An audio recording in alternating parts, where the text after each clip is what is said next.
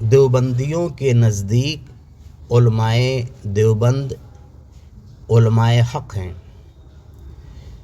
ان سے کذب کا امکان نہیں ہے، کیونکہ وہ ہر چیز پہ قادر نہیں ہیں۔ ان کی زبان سے جو بات نکلتی ہے وہی حق ہے۔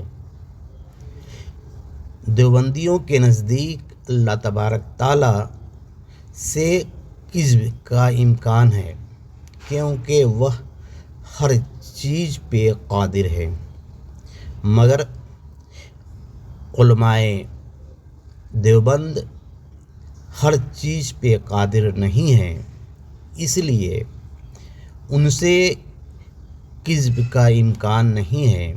اسی لیے دیوبندیوں کے نزدیک علمائے دیوبند علمائے حق ہیں، ان کی ہر بات سچی ہوتی ہے۔